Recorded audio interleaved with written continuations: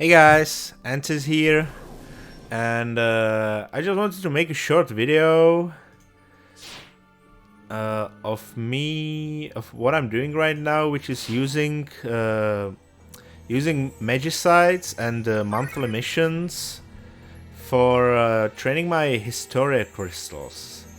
And my example here would be Quetzalcoatl. I'm using the Final Fantasy V Historia Crystal, and you can see it's only level 18. It was actually level 17 when I started. You see, it's just a little bit of experience there. And I just thought I'd try it out. You know, my 5-star magicides are pretty much done, so yeah. My party here is all basically almost all awakened. Tyra awakening, Galuf awakening, and Dorgan awakening, Machina for the chain, and Super Glint and Ultra on Lara. So as you can see, I have actually only 2 Final Fantasy V characters in my build. That's pretty much because Machina and Lara and Tyro all have record boards, and with them they can actually survive quite a long time in 5-star magicides now. So yeah, all of these have some kind of lightning resist. I have like black armored ecos, but if you don't have those yet, doesn't matter. I am using fully leveled artifacts on my main DPS guys. The others just have... Even Machina, although he has an attack skill, he has some mind equipment because... well, you'll see. I'm trying to make this as approachable as possible. I know I have a bunch of awakenings here, and you pretty much have to have those aligned. But if you don't, I only have a level 18 crystal, and it doesn't cost too many red tails to get it to 50 and break the level cap and gain a rather big amount of power that way. So you know, you can just toy with this. This is just how I did it. As you can see, my starting soul breaks are on the chain and on one of the awakenings. Tyro actually doesn't start with his soul break, but he has Ace Striker and Wrath, so he gets there pretty fast. And Galuf has the increased damage RM. Alara has Gathering Storm for quick cast. So yeah, I hope this works. And let's go. Now, I have standard wall as my roaming warrior, and we'll see how it works. I think I'll have to just make like fix the settings because I was just autopiloting the crystal dungeons for a while now. Yeah, soul breaks on, battle speed 1. And let's see. The fastest character here is Galuf. I'm now not touching anything, and this is very much intentional. Historic crystals are ready right off the bat. You have to count with that. Of course, some of you have already beaten the 6-star magicides and are used to this, but if you're still on the 5 stars, yeah, this is something you have to keep in mind. And the reason why I did this, I put Galuf on top, and I have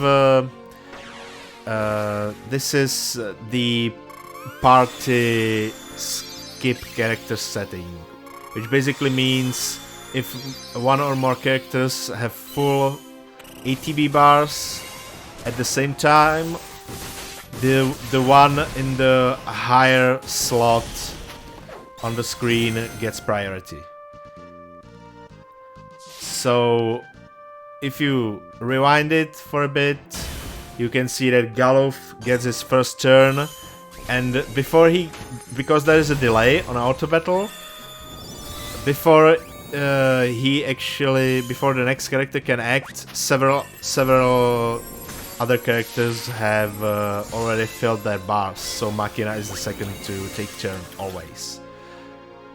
Which is good because he uses the Historia crystal, and that makes him postpone his chain cast for a bit, which causes Dorgan have better use of it. So yeah, now he's just crushing it.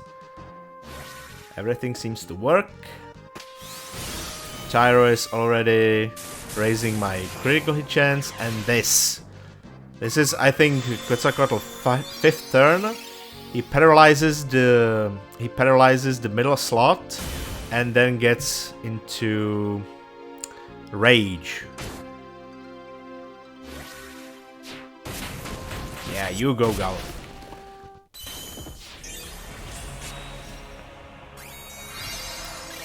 So now we have our Regenga, and this is a crucial point. I'm not curing Machina's paralysis. I'm not curing his status, and that's because on auto battle it's quite a problem to when your chain user just keeps casting chains way too quickly, one after another, and you can that in turn means you cannot get to very high chain counts.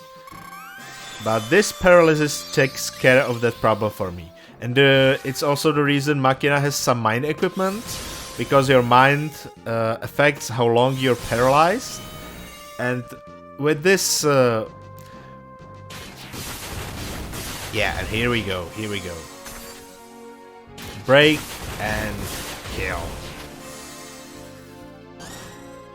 Yeah, so with Machina having some extra mind on his equipment, he gets up from the paralysis right in time to recast the chain.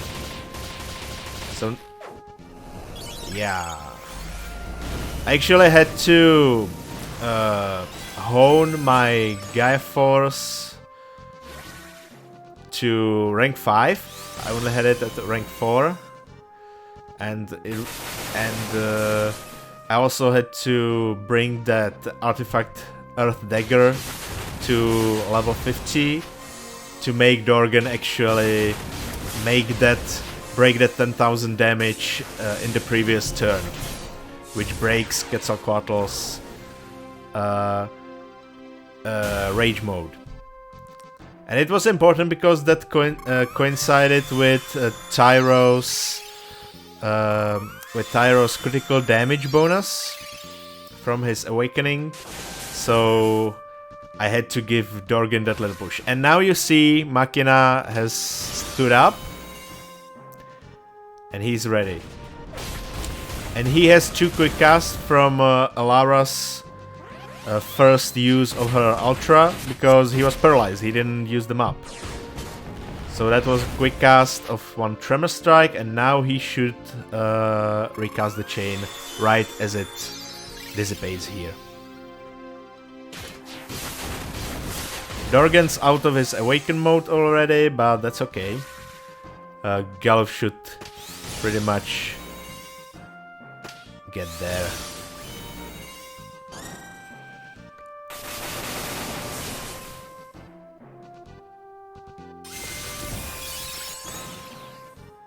And Galuf's pissed.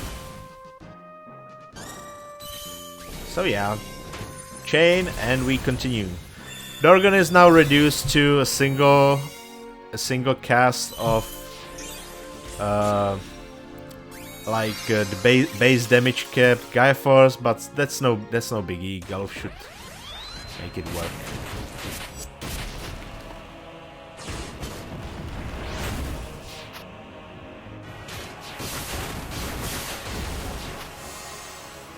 Unless, of course, Dorgan's Legend Materia procs. That works too. And yeah, this hurts. Oh hey, everyone survived. That's nice. It doesn't usually happen. I just hope we all get to see it to the end.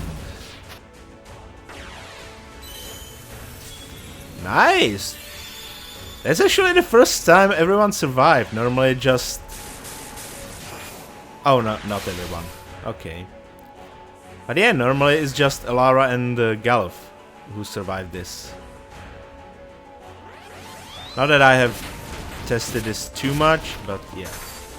The rage fades. Come on! And... he's down. So yeah, as you can see, even with a quite frankly very low level Historia crystal, it can be done. If you, I mean, even people who already have the 6 stars down, they wanna get those weekly missions, right? For a 6-star mode. So yeah. You can do this, trainer Historia crystals on the Magicite battles. I hope this helps. I've been Antis, and see you guys next time. I'm out. Bye.